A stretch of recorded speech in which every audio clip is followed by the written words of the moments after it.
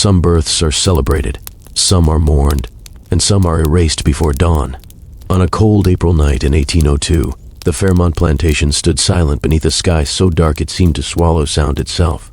Inside the brick manor overlooking the tobacco fields, candles burned in every window, their flickering light announcing that something important, something fragile, was happening within. Margaret Fairmont was in labor. For 6 years she had carried the quiet humiliation of childlessness. Her worth whispered about in parlors and letters, measured not by her name or education, but by the empty nursery upstairs. 2 miscarriages had nearly broken her. By the winter of 1801, even her husband Thomas had begun spending more nights in his study than in her bed, as if distance might soften disappointment. So when Margaret finally conceived again, it felt less like joy and more like reprieve. The household moved carefully around her, as if one wrong word might shatter the miracle. The enslaved women prepared linens weeks in advance. Thomas ordered a cradle carved from walnut. Margaret's mother wrote letters praising God's mercy. No one expected 3 children. The doctor suspected it only weeks before the birth, after noticing the unusual size of Margaret's belly and the restless movement beneath her skin. The news traveled through the house in stunned whispers. Triplets were rare, almost unnatural. Some called it a blessing. Others, privately, called it a warning. Margaret said nothing, but she had her own reasons for fear. That night, as the first contraction struck like a blade through her spine, she reached for Esther. Not her husband, not the doctor, but the quiet, enslaved woman who had attended her through months of anxious waiting. "Stay with me," Margaret whispered, gripping her wrist. "No matter what happens, stay." Esther nodded, though she sensed something deeper than fear of pain in Margaret's voice. Downstairs, Thomas paced the hallway, drinking brandy in slow, measured sips. Outside, the fields stretched into darkness, the cabins of the enslaved barely visible beyond the rise of the hill. Life and labor slept there, unaware that by morning the balance of power on the plantation might shift forever. The first child arrived just before midnight. A boy, strong lungs, steady heartbeat, a promising heir. Thomas was summoned briefly, and when he saw the infant, pride softened the stern lines of his face. He kissed Margaret's hand and returned downstairs, convinced his legacy had finally begun. An hour later, the second boy was born. Another healthy child, smaller but fierce in his cry. The doctor laughed in disbelief, muttering about miracles and fortune. Thomas was called again, now half drunk on relief and pride. 2 sons, he said. God has been generous. But Margaret knew the labor had not finished. The third child came just after 2 in the morning. For a moment the room went completely still. The infant cried, strong, alive, but something about him shifted the air. His skin carried a warmer tone than his brother's, not dark enough to be called anything outright, yet different enough that no one in that candlelit room could pretend not to see it. Margaret's breath caught in her throat. Her worst fear made flesh. She looked at Esther, eyes wide with a silent plea that needed no words. Esther understood instantly. In a world built on appearances, this child threatened more than a marriage. He threatened the illusion that held the entire house together. "The third child is weak," Esther said calmly, lifting the baby before the doctor could examine him closely. "He may not last the night." The doctor, exhausted and distracted, accepted the explanation. It was common, he said, for the smallest of triplets to fade. Thomas was not called upstairs again. By dawn, the household believed only 2 sons had survived. But somewhere between midnight and sunrise, Margaret Fairmont had made a decision, not as a mother, but as a woman terrified of ruin. And that decision would shape every life on the plantation for decades to come, because the third cry had not been silenced. It had only been hidden. By sunrise, the Fairmont Plantation had already rewritten the night. Servants whispered that Mistress Fairmont had delivered 2 fine sons. The doctor confirmed it. Thomas ordered a small cask of brandy opened in celebration. Even the enslaved workers in the fields heard the news before noon, carried on the same wind that moved the smell of wet tobacco leaves. Only 3 people knew the truth, and one of them could not yet speak. In the small cabin at the far edge of the quarters, Dina sat beside the hearth, cradling the child Esther had brought before dawn. Light filtered through the warped shutters, touching the baby's face just enough to reveal the truth Margaret had feared. He did not resemble his brothers, not fully. His skin held warmth that no amount of candlelight could disguise. His features carried hints of 2 worlds that plantation society insisted must never meet. To anyone willing to look closely, he would always be a question. Dina rocked slowly, studying him. "You came into a world that don't want you," she murmured. "That means you gotta be strong." The child stirred, then settled again, as if he understood that strength would be his only inheritance. Esther arrived later that morning with a small bundle of cloth, bread, and dried herbs. She entered quietly, but Dina had already been awake for hours, listening to the sounds of the plantation waking around them. Wagons creaking, voices shouting, the rhythm of labor beginning again. "They celebrating up there," Dina said. "You hear?" Esther nodded. "They say Mistress got 2 sons. They got 3, Dina replied. "Just only 2 allowed to exist." Esther moved closer to the cradle, her expression hard to read. For the first time in years, she felt something like fear tightening her chest. Not fear for herself, fear for the future. Secrets on plantations never stayed buried. They grew, twisted, and eventually found sunlight. "He'll need a story," Dina said. "Children always do." Esther hesitated. "Say he belongs to your daughter." No one remembers how many children she had before she was sold. Dina considered that, then nodded. On a plantation where records mattered more than people, memory was often the only protection anyone had. "What you call him?" "Samuel," Esther answered. "That's his name." Dina tested it again, quietly. "Samuel," she said, and the words seemed to settle over the child like a shield. Up at the main house, Margaret lay in bed, staring at the ceiling beams as her 2 acknowledged sons slept in the cradle nearby. The room smelled of milk, linen, and tonic, but beneath it lingered something sharper, the scent of a lie still fresh. She had told herself it was necessary. She had told herself it was survival. Yet every time one of the babies cried, she heard 3 voices in her mind, not 2. Esther entered with a tray and set it gently on the bedside table. Margaret didn't look at her at first.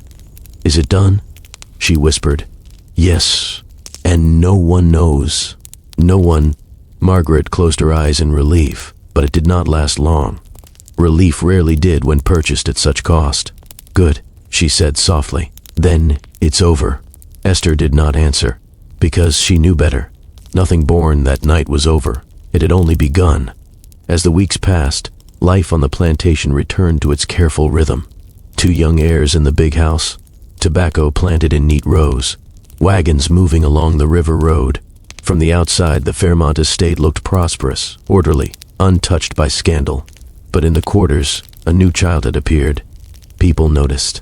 Not immediately. Infants came and went often enough that one more barely raised questions.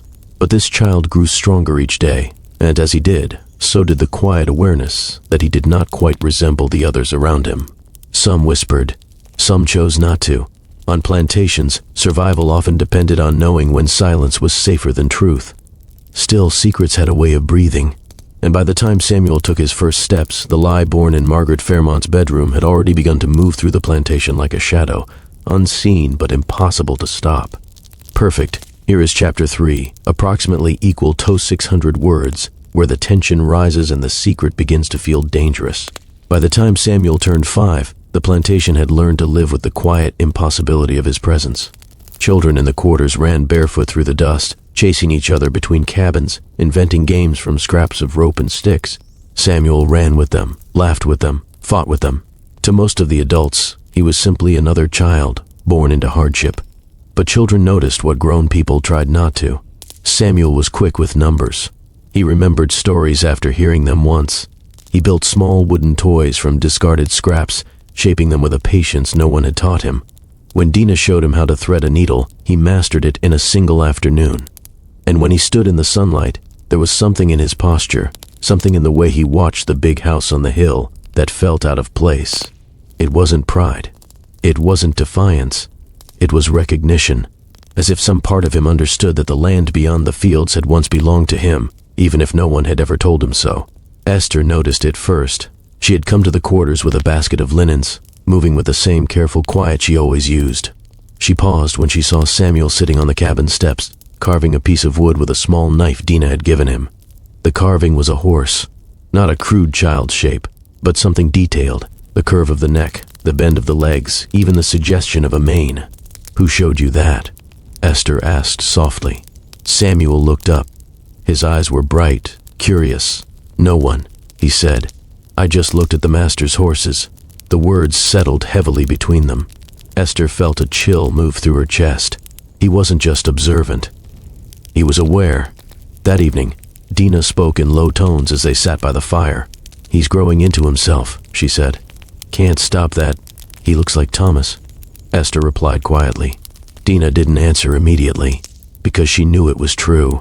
Not completely, but enough that someone with reason to look might begin asking questions. "Children don't stay secrets," Dina finally said. "They grow into proof." Esther stared into the flames. "We don't have forever." Up at the big house, Margaret Fairmont had begun to feel it too. A strange unease she couldn't explain. She had convinced herself the past was buried. She had her 2 sons, healthy and strong. Thomas spoke of their futures constantly, already imagining which would inherit the land and which would study law in Richmond. Yet Margaret found herself waking at night, certain she heard another child crying somewhere beyond the walls. She never mentioned it, but she stopped looking toward the quarters. And when she rode past them in her carriage, she kept her gaze fixed forward, as if the act of looking might summon something she could not face. The moment everything shifted came quietly, as most disasters do. It was a late autumn afternoon, and Thomas Fairmont had ridden down to inspect the carpenter's shed after hearing complaints about loose hinges in the tobacco barns. Samuel was there, sitting beside a pile of scrap wood, absorbed in shaping another small figure. Thomas almost passed him without noticing, but something made him stop. Perhaps it was the concentration on the boy's face. Perhaps it was the familiar tilt of his head. Or perhaps it was something deeper, the instinct that tells a man when he is looking at a reflection of himself. "What's your name, boy?" Thomas asked. Samuel stood quickly, dusting his hands. "Samuel, sir." Thomas studied him. For a moment too long. "Whose child are you?" "Dina's grandson, sir." Thomas nodded slowly, but his eyes didn't leave the boy's face. There was nothing he could point to, no single feature that proved anything. And yet something in the shape of the child's mouth, the line of his brow, the steadiness of his gaze, felt uncomfortably familiar. Thomas said nothing more and rode back toward the house. But that evening, as he sat across from Margaret at dinner, he asked a question he had never thought to ask before. "Strange thing," he said casually. "There's a boy down in the quarters who looks almost like he belongs to this family." Margaret's fork slipped from her hand and struck the plate with a sharp metallic sound. Neither of them spoke for several seconds. Outside, the wind moved through the tobacco fields like a whisper, and for the first time since the night of the birth, the secret at Fairmont Plantation felt dangerously close to the surface. After that dinner, nothing at Fairmont Plantation felt entirely safe anymore. Thomas Fairmont was not a man given to imagination. He believed in ledgers, harvest totals, and the predictable order of inheritance. Yet the image of the boy in the carpenter's yard would not leave him. It lingered in the back of his mind like an unfinished calculation. For several days, he said nothing, but he began riding the plantation more often, taking routes that passed the quarters. He paused where he never had before. He watched faces. He told himself he was simply inspecting discipline, but in truth, he was looking for that boy again. Margaret sensed the shift immediately. Thomas spoke less at dinner. He studied her when he thought she wasn't looking. Once, she caught him watching their sons play in the yard with an expression she could not read. Fear returned to her like an old illness. She knew secrets did not stay buried forever, especially not on land where every life was accounted for in someone's book. Down in the quarters, Esther felt the danger before anyone spoke it aloud. She had lived too long inside the quiet politics of the plantation not to recognize the signs. Thomas's overseer had begun asking small questions. Who lived in which cabin? How many children? Who belonged to whom? Questions that sounded routine, but weren't. That night, Esther went to Dina's cabin after dark. "He's looking," she said simply. Dina's hands stilled over the mending in her lap. "I figured." Samuel sat nearby, tracing patterns in the dirt with a stick, unaware that his life was being measured in whispers. "He can't stay here much longer," Esther said. "And where would he go?" Dina asked. "You think the world outside this plantation kinder?" Esther didn't answer, because both of them knew the truth. Outside Fairmont, Samuel wouldn't be a secret. He'd be a target. The confrontation came sooner than either woman expected. It was a gray morning when Thomas rode down with the overseer beside him. The horses stopped directly in front of Dina's cabin. Samuel had been splitting kindling with a small hatchet. He froze when the shadow of the horse fell over him. Thomas dismounted slowly. "Boy," he said, voice calm but firm. "Look at me."